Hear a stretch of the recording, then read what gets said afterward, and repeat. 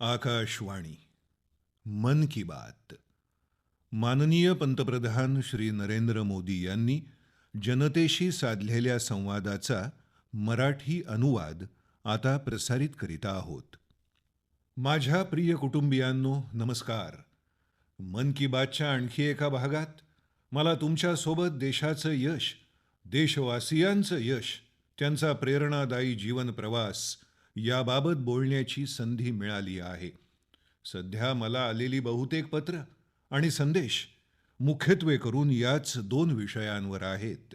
पहिला विषय म्हणजे चंद्रयान-3चं यशस्वी अवतरण आणि दुसरा विषय G20चं दिल्लीतील यशस्वी आयोजन. मला देशाच्या प्रत्येक भागातून, समाजातील प्रत्येक घटकाकडून, सर्व वयोगटातील लोकांकडून असंख्य पत्र मिळाली आहेत. चंद्रयान-3चं लँडर चंद्रावर उतरत असताना कोट्यवधी लोक एकाच वेळी वेगवेगळ्या माध्यमातून या घटनेच्या क्षणाक्षणाचे साक्षीदार होत होते. इस्रोच्या YouTube लाईव्ह वाहिनीवर 80 लाखांहून अधिक लोकांनी ही घटना थेट पाहिली. हा एक विक्रमच आहे. यावरून हे लक्षात येतं की कोट्यवधी भारतीयांचं चंद्रयान-3 सोबत किती गहिरं नातं आहे. चांद्रयानाच्या या यशावर आधारित देशात सध्या एक अतिशय सुंदर अशी प्रश्नमंजुषा स्पर्धा सुरू आहे. प्रश्नांची उत्तरं देण्याची स्पर्धा, आणि तिचं नाव आहे चंद्रयान-3 महाक्विज. MyGov पोर्टलवर होत असलेल्या या स्पर्धेत आतापर्यंत 15 लाखांहून अधिक लोकांनी भाग घेतला आहे. MyGov सुरू झाल्यानंतर कोणत्याही प्रश्नमंजुषा स्पर्धेमधला हा सर्वात मोठा सहभाग आहे. मी तुम्हालाही विनंती करेन की तुम्ही अद्याप यात सहभागी झाला नसाल तर उशीर करू नका. अजून 6 दिवस शिल्लक आहेत. या प्रश्नमंजुषेमध्ये जरूर भाग घ्या. माझ्या कुटुंबियांनो, चंद्रयान-3च्या यशानंतर G20च्या भव्य आयोजनानं प्रत्येक भारतीयाचा आनंद द्विगुणित केला.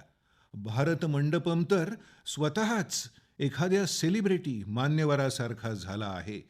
लोक त्याच्यासोबत सेल्फी घेत आहेत आणि अभिमानानं ते पोस्ट करत आहेत. या शिखर परिषदेत भारतानं आफ्रिकी महासंघाला G20 समूहाचा पूर्ण सदस्य बनवून आपलं नेतृत्व प्रस्थापित केलं आहे. तुम्हाला आठवत असेल की ज्या काळात भारत खूप समृद्ध होता त्या काळात आपल्या देशात आणि जगात सिल्क रूट, रेशीम व्यापार मार्गाचा खूप बोलबाला होता. हा रेशीम व्यापार मार्ग आर्थिक उलाढालीचं प्रमुख माध्यम होता. आता आधुनिक काळात भारतानं G20 परिषदेत आणखी एक आर्थिक कॉरिडॉर सुचवला आहे. हा भारत मध्य पूर्व युरोप इकॉनॉमिक कॉरिडॉर अर्थात आर्थिक व्यवहार पट्टा आहे.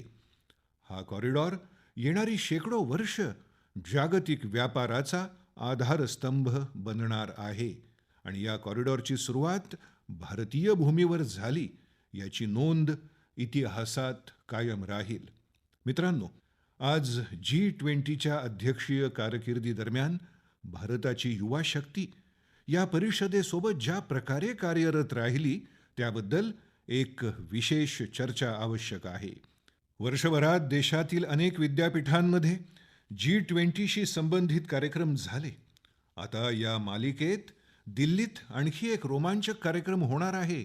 G20 university connect programme. या कार्यक्रमाद्वारे देशभरातील विद्यापीठांमधले लाखो विद्यार्थी एकमेकांशी जोडले जातील. IIT, IIM, NIT आणि वैद्यकीय महाविद्यालये यासारख्या अनेक प्रतिष्ठित शिक्षण संस्थाही यात सहभागी होणार आहेत. मला असं वाटतं की जर तुम्हीही महाविद्यालयीन विद्यार्थी असाल तर तुम्ही 26 सप्टेंबर रोजी होणारा हा कार्यक्रम जरूर पहा आणि त्यात सहभागी व्हा. भारताच्या भविष्यकाळाबाबत आणि तरुणांच्या भविष्यावर आधारित अनेक रंजक गोष्टी या कार्यक्रमात असतील. मी स्वतः या कार्यक्रमात सहभागी होणार आहे. मी देखील माझ्या महाविद्यालयीन विद्यार्थ्यांशी संवाद साधण्याची वाट पाहत आहे. माझ्या कुटुंबियांनो, 27 सप्टेंबर रोजी जागतिक पर्यटन दिन आहे. काही लोक पर्यटनाकडे केवळ प्रेक्षणीय स्थळं पाहण्याचं एक माध्यम म्हणून पाहतात. मात्र पर्यटनाचा एक फार मोठा पैलू रोजगाराशी संबंधित आहे. असं म्हटलं जातं की जर कमीत कमी गुंतवणुकीत जास्तीत जास्त रोजगार निर्माण करणारं कुठलं क्षेत्र असेल तर ते आहे पर्यटन क्षेत्र. पर्यटन क्षेत्राची भरभराट करताना कोणत्याही देशासाठी या क्षेत्राबद्दल सद्भावना बाळगणं, वाढवणं आणि आकर्षण तसंच त्याची ख्याती वाढवणं खूप महत्त्वाचं ठरतं. गेल्या काही वर्षात भारताबद्दलचं आकर्षण खूप वाढलं आहे आणि G20च्या यशस्वी आयोजनानंतर जगभरातील लोकांचा भारतातील रस आणखी वाढला आहे. मित्रांनो, G20 परिषदेसाठी 1 लाखाहून अधिक प्रतिनिधी भारतात आले. इथली विविधता, विविध परंपरा, विविध प्रकारची खाद्य संस्कृती आणि आपला वारसा या सर्वांची ओळख त्यांना झाली. इथे आलेले प्रतिनिधी आपापल्या देशात परत जाताना आपल्यासोबत जे सुखद अनुभव घेऊन गेले आहेत त्यामुळे भारतात पर्यटन आणखी वाढीला लागेल. आपणा सर्वांना माहीतच आहे की भारतात एकापेक्षा एक सरस अशी जागतिक वारसा स्थळं आहेत आणि त्यांची संख्या सतत वाढतच चालली आहे. काही दिवसांपूर्वीच शांतिनिकेतन आणि कर्नाटकातील पवित्र होयसळ मंदिरांना जागतिक वारसा स्थळ म्हणून घोषित करण्यात आलं आहे. मी हा शानदार असा मान मिळाल्याबद्दल सर्व देशवासियांचं अभिनंदन करतो. मला 2018 मध्ये शांतिनिकेतनला भेट देण्याचं भाग्य लाभलं होतं. गुरुदेव रवींद्रनाथ टागोर हे शांतिनिकेतनशी निगडीत होते. गुरुदेव रवींद्रनाथ टागोर यांनी एका प्राचीन संस्कृत श्लोकातून शांतिनिकेतनचं ब्रीदवाक्य, ध्येयवाक्य घेतलं होतं. तो श्लोक असा आहे, यत्र विश्वम भवत्येक नीडम, म्हणजेच एक लहान घरटं संपूर्ण जग सामावून घेऊ शकतं. युनेस्कोनं जागतिक वारसा यादीत समाविष्ट केलेली कर्नाटकातील होयसळ मंदिरं 13व्या शतकातील उत्कृष्ट वास्तुकलेसाठी ओळखली जातात. या मंदिरांना युनेस्कोकडून मान्यता मिळणं हा देखील भारतीय मंदिर स्थापत्य शैलीच्या भारतीय परंपरेचा सन्मान आहे. भारतातील जागतिक वारसा स्थळांची एकूण संख्या आता 42 झाली आहे. भारताचा हाच प्रयत्न आहे की आपली जास्तीत जास्त ऐतिहासिक आणि सांस्कृतिक ठिकाणं जागतिक वारसा स्थळं म्हणून ओळखली जावीत. मी तुम्हा सर्वांना विनंती करतो की जेव्हा कधी तुम्ही कुठे पर्यटनाला जाण्याचा विचार कराल तेव्हा भारतातील विविधता पाहण्याचा प्रयत्न नक्की करा. विविध राज्यांची संस्कृती समजून घ्या, वारसा स्थळ पहा. यामुळे आपण आपल्या देशाच्या गौरवशाली इतिहासाशी तर परिचित व्हालच, सोबत स्थानिक लोकांचं उत्पन्न वाढवण्याचं तुम्ही एक महत्त्वाचं माध्यम देखील ठराल. माझ्या कुटुंबियांनो, भारतीय संस्कृती आणि भारतीय संगीत आता जागतिक झालं आहे. जगभरातील लोकांचा त्यांच्याकडे असलेला ओढा दिवसेंदिवस वाढत आहे. मी आपल्याला एका छानशा मुलीनं केलेल्या सादरीकरणातील एक छोटीशी ध्वनिफीत ऐकवतो.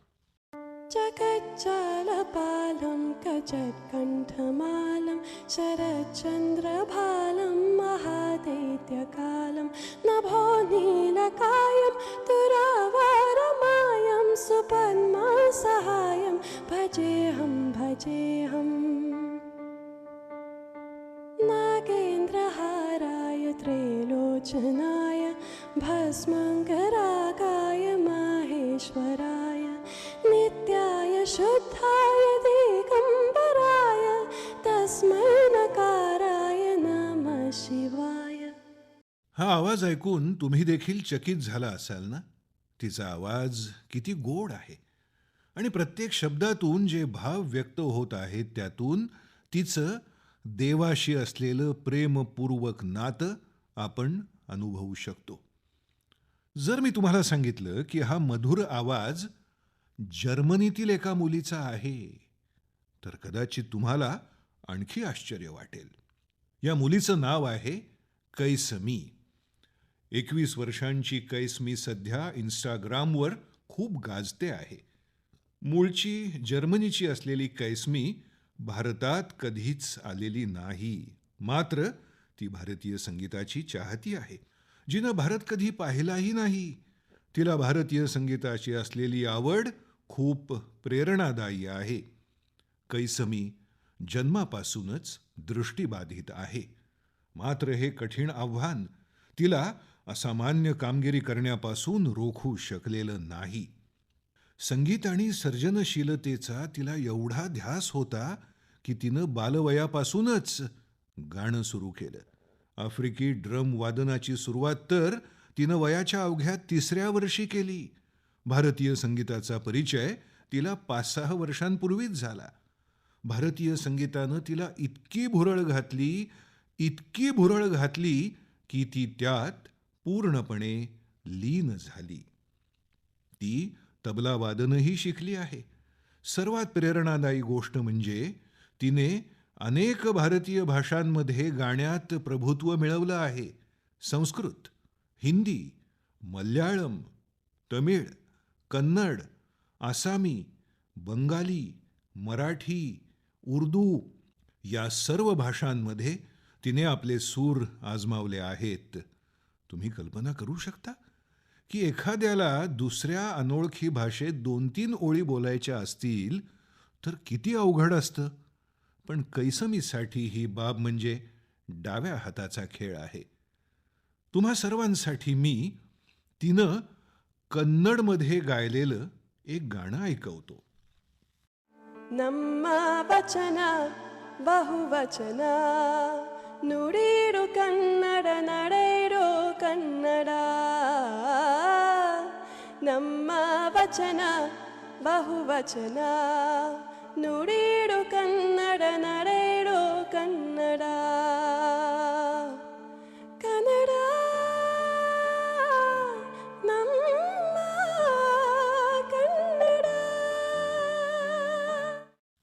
भारतीय संस्कृती आणि संगीताबद्दल जर्मनीच्या कैसमीला असलेलं हे वेड कौतुकास्पद आहे. मी मनापासून तिचं कौतुक करतो. तिचा हा प्रयत्न प्रत्येक भारतीयाला भारावून टाकणारा आहे. माझ्या कुटुंबियांनो, आपल्या देशात शिक्षणाकडे नेहमीच एक सेवा म्हणून पाहिलं जातं. मला उत्तराखंडमधील काही युवकांविषयी कळलं आहे जे याच भावनेनं मुलांच्या शिक्षणासाठी काम करत आहेत. नैनिताल जिल्ह्यातील काही तरुणांनी मुलांसाठी अनोखं असं घोडा वाचनालय सुरू केलं आहे. या वाचनालयाचं सर्वात मोठं वैशिष्ट्य म्हणजे अगदी दुर्गमातील दुर्गम भागातील मुलांपर्यंत पुस्तकं पोचत आहेत. आणि एवढंच नाही तर ही सेवा पूर्णपणे विनामूल्य आहे. आतापर्यंत या माध्यमातून नैनितालमधील 12 गावं सामावून घेण्यात आली आहेत. मुलांच्या शिक्षणाशी निगडीत या उदात्त कामात मदत करण्यासाठी स्थानिक लोकही स्वतःहून पुढे येत आहेत. या घोडा वाचनालयाच्या माध्यमातून दूरवरच्या खेड्यापाड्यात राहणाऱ्या मुलांना शालेय पुस्तकांव्यतिरिक्त कविता, कथा आणि नैतिक शिक्षणावरील पुस्तकं वाचण्याची संधी मिळावी असा प्रयत्न केला जात आहे. हे अनोखं वाचनालय मुलांनाही खूप आवडतं. मित्रांनो, मला हैदराबादमधल्या ग्रंथालयाशी संबंधित अशाच एका अनोख्या प्रयत्नाची माहिती मिळाली. तिथे इयत्ता 7वीत शिकणाऱ्या आकर्षणा सतीश या मुलीनं चमत्कार केला आहे.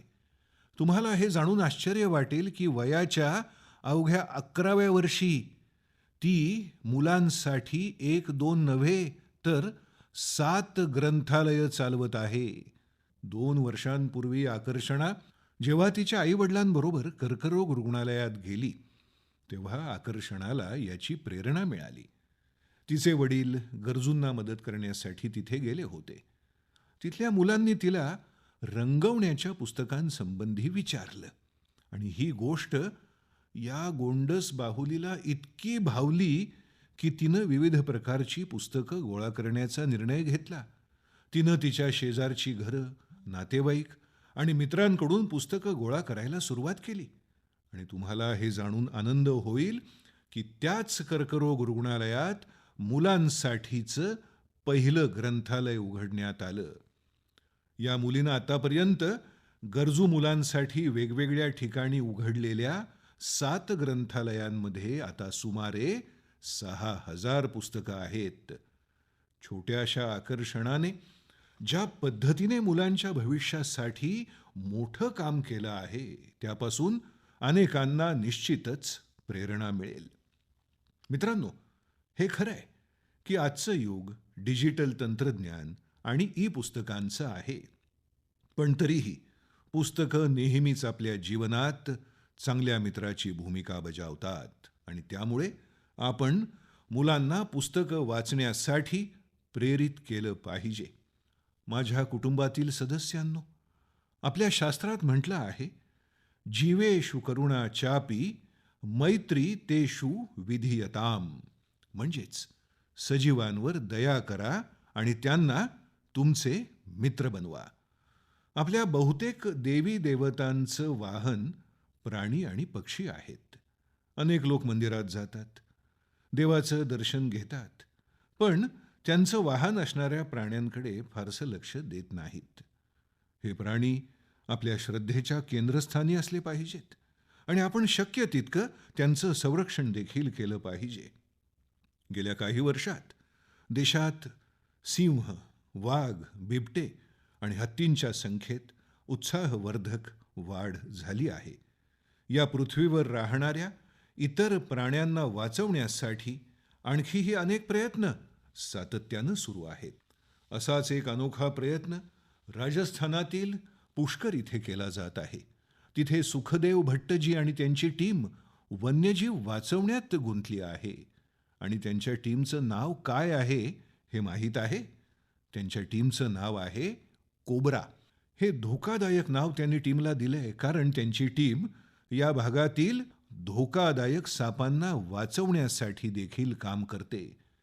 या चमूशी मोठ्या संख्येनं लोक जोडले गेले आहेत, जे केवळ एका फोन कॉलवर घटनास्थळी पोहोचतात आणि कामाला सुरुवात करतात. सुखदेवांच्या या चमूनं आतापर्यंत 30,000हून अधिक विषारी सापांचे प्राण वाचवले आहेत. या प्रयत्नामुळे केवळ लोकांचा धोका दूर झाला नाही, तर निसर्गाचं संवर्धनही होत आहे.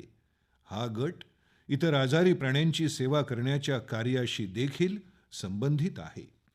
मित्रांनो, तमिळनाडूतील चेन्नई इथले रिक्षाचालक एम राजेंद्र प्रसादजी देखील एक आगळंवेगळं काम करत आहेत. ते गेल्या 25-30 वर्षांपासून कबुतरांची सेवा करत आहेत. त्यांच्या स्वतःच्या घरात 200हून अधिक कबुतरं आहेत. ते पक्ष्यांचं अन्न, पाणी, आरोग्य यासारख्या प्रत्येक आवश्यकतांची काळजी घेतात. त्यासाठी त्यांना खूप पैसेही मोजावे लागतात, पण ते त्यांच्या कामासाठी वचनबद्ध आहेत. मित्रांनो, लोक उदात्त हेतून असं काम करताना पाहून खरोखरच खूप प्रेरणा आणि आनंद मिळतो. जर तुम्हालाही अशा काही अनोख्या प्रयत्नांची माहिती मिळाली तर ती जरूर शेअर करा. माझ्या प्रिय कुटुंबियांनो, स्वातंत्र्याचा हा अमृतकाळ देशासाठी, प्रत्येक नागरिकासाठी कर्तव्याचा काळ देखील आहे. आपली कर्तव्य पार पाडत असतानाच आपण आपली उद्दिष्ट साध्य करू शकतो, आपल्या इच्छित स्थानापर्यंत पोहोचू शकतो. कर्तव्याची भावना आपल्या सर्वांना एकत्र आणते. उत्तर प्रदेशच्या संभलमध्ये देशानं कर्तव्याचं जे उदाहरण पाहिलं आहे ते मला तुम्हाला सांगायचं आहे. कल्पना करा, 70हून अधिक गावं आहेत, हजारो लोक आहेत आणि सगळे मिळून एक लक्ष्य, एक ध्येय साध्य करण्यासाठी एकत्र येतात. हे फार दुर्मिळ आहे, परंतु संभलच्या लोकांनी ते केलं. या लोकांनी एकत्रितपणे लोकसहभाग आणि सामूहिक कामाचं एक उत्तम उदाहरण दाखवलं आहे. खरं तर अनेक दशकांपूर्वी या भागात सोत नावाची एक नदी होती अमरोहापासून सुरू होऊन संभलमधून बदायूंपर्यंत वाहणारी ही नदी एकेकाळी या प्रदेशाची जीवनदायिनी म्हणून ओळखली जात असे. या नदीला पाण्याचा अखंड प्रवाह होता, जो इथल्या शेतकऱ्यांसाठी शेतीचा मुख्य आधार होता. कालांतरानं नदीचा प्रवाह कमी झाला. ज्या मार्गावरून नदी वाहत होती त्यावर अतिक्रमण झालं आणि नदी नामशेष झाली. नदीला आपली माता मानणाऱ्या आपल्या देशात संभलच्या लोकांनी या सोत नदीचं पुनरुज्जीवन करण्याचा संकल्प केला. गेल्या वर्षी डिसेंबरमध्ये 70हून अधिक ग्रामपंचायतींनी मिळून सोत नदीच्या पुनरुज्जीवनाचं काम सुरू केलं. ग्रामपंचायतीतल्या लोकांनी सरकारी विभागांनाही बरोबर घेतलं आणि तुम्हाला हे जाणून आनंद होईल की वर्षाच्या पहिल्या 6 महिन्यात या लोकांनी नदीचा 100 किलोमीटरहून अधिक भाग पुनरुज्जीवित केला होता. पावसाळा सुरू झाला तेव्हा इथल्या लोकांच्या मेहनतीचं फळ मिळालं आणि सोत नदी पाण्यानं काठोकाठ भरली. इथल्या शेतकऱ्यांसाठी ही एक मोठी आनंदाची घटना ठरली. लोकांनी नदीच्या काठावर 10,000हून अधिक बांबूची रोपं लावली, ज्यामुळे तिचे किनारे पूर्णपणे सुरक्षित राहतील. डासांची पैदास होऊ नये म्हणून गंबुसियाचे 30,000हून अधिक मासेही नदीच्या पाण्यात सोडले गेले आहेत. मित्रांनो, सोत नदीचं उदाहरण आपल्याला सांगतं की जर आपण दृढनिश्चय केला तर आपण सर्वात मोठ्या आव्हानांवर मात करू शकतो आणि मोठा बदल घडवून आणू शकतो. कर्तव्याच्या मार्गावर चालताना तुम्ही देखील तुमच्या सभोवतालच्या अशा अनेक बदलांचं माध्यम बनू शकता. माझ्या कुटुंबातील सदस्यांनो, जेव्हा हेतू दृढ असतो आणि काहीतरी शिकण्याचा उत्साह असतो तेव्हा कोणतंही काम कठीण राहत नाही. पश्चिम बंगालच्या श्रीमती शकुंतला सरदार यांनी हे अगदी खरं असल्याचं सिद्ध केलं आहे. त्या इतर अनेक महिलांसाठी प्रेरणा झाल्या आहेत.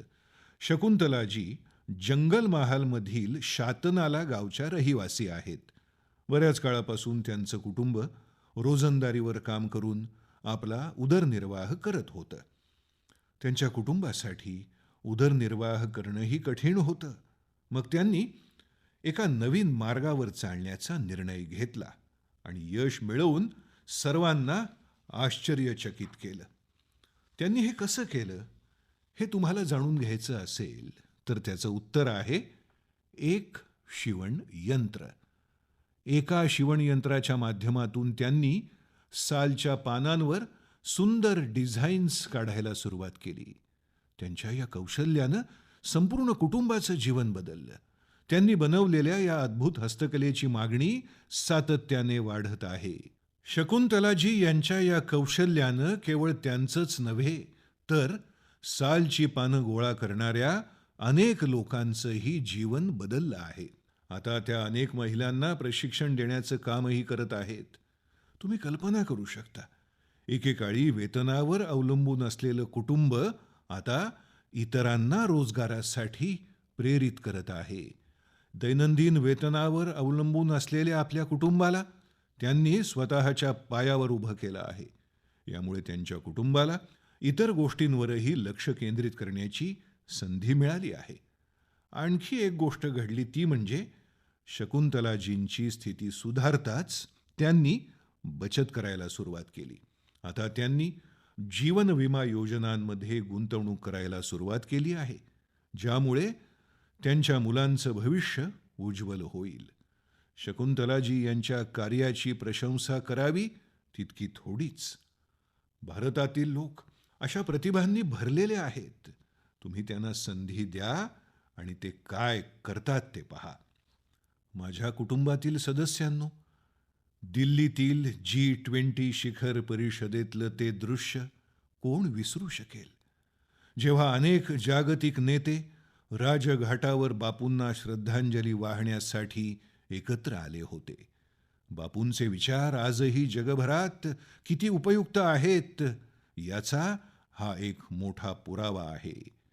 गांधी जयंतीनिमित्त देशभरात स्वच्छतेशी संबंधित अनेक कार्यक्रमांचं आयोजन करण्यात आलं आहे. मला याचा आनंद आहे. केंद्र सरकारच्या सर्व कार्यालयांमध्ये स्वच्छता ही सेवा मोहीम जोरात सुरू आहे. इंडियन स्वच्छता लीगमध्येही उत्तम सहभाग मिळतो आहे. आज मन की बातच्या माध्यमातून सर्व देशवासियांना मी एक विनंती करू इच्छितो. दिनांक 1 ऑक्टोबरला रविवारी सकाळी 10 वाजता स्वच्छतेवर एक मोठा कार्यक्रम आयोजित केला जाणार आहे. आपणही आपला वेळ काढून स्वच्छतेशी संबंधित या मोहिमेत सहभागी होऊ शकता. तुम्ही तुमच्या रस्त्यावर, परिसरात, उद्यानात, नदीत, तलावात किंवा इतर कोणत्याही सार्वजनिक ठिकाणी या स्वच्छता मोहिमेत सहभागी होऊ शकता. आणि जिथे जिथे अमृत सरोवर बांधली गेली आहेत तिथे तर स्वच्छता आवश्यकच आहे. ही स्वच्छता मोहीम गांधीजींना खरी श्रद्धांजली ठरेल.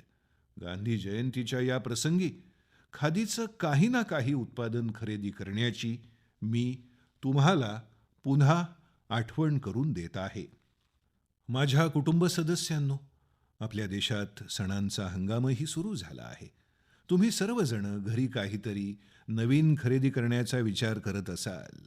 काही जण त्यांचं शुभ कार्य सुरू करण्यासाठी नवरात्रीची वाट पाहत असतील.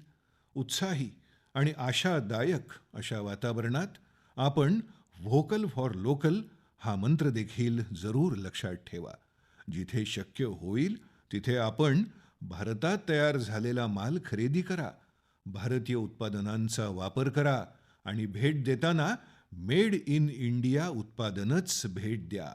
तुमच्या छोट्याशा आनंदामुळे दुसऱ्याच्या कुटुंबाला देखील मोठा आनंद मिळेल. तुम्ही खरेदी करता त्या भारतीय वस्तूंचा थेट फायदा आपले कामगार, मजूर, कारागीर आणि इतर विश्वकर्मा बंधू भगिनींना होईल. आजकाल अनेक स्टार्टअप्स स्थानिक उत्पादनांना प्रोत्साहन देत आहेत. जर तुम्ही स्थानिक वस्तू खरेदी केल्या तर या स्टार्टअप्सच्या या तरुणांना देखील फायदा होईल. माझ्या प्रिय कुटुंबजन हो, मन की बातमध्ये आज इथेच थांबतो. पुढच्या वेळी जेव्हा मी तुम्हाला मन की बातमध्ये भेटेन तेव्हा नवरात्र आणि दसरा झाला असेल. या सणासुदीच्या काळात तुम्ही प्रत्येक सण उत्साहात साजरा करा. तुमच्या कुटुंबातला प्रत्येक जण आनंदी राहो ह्याच माझ्या शुभेच्छा. पुढच्या वेळी नवीन विषय आणि देशबांधवांच्या नवीन यशोगाथांसह पुन्हा भेटूया. तुम्ही तुमचे संदेश मला पाठवत राहा. तुमचे अनुभव सांगायला विसरू नका. मी वाट बघेन. खूप खूप धन्यवाद. नमस्कार. मन की बात. माननीय पंतप्रधान श्री नरेंद्र मोदी यांनी जनतेशी साधलेल्या संवादाचा मराठी अनुवाद आपण ऐकला. हा मराठी अनुवाद आकाशवाणी मुंबई केंद्राच्या अस्मिता वाहिनीवरून प्रसारित करण्यात आला.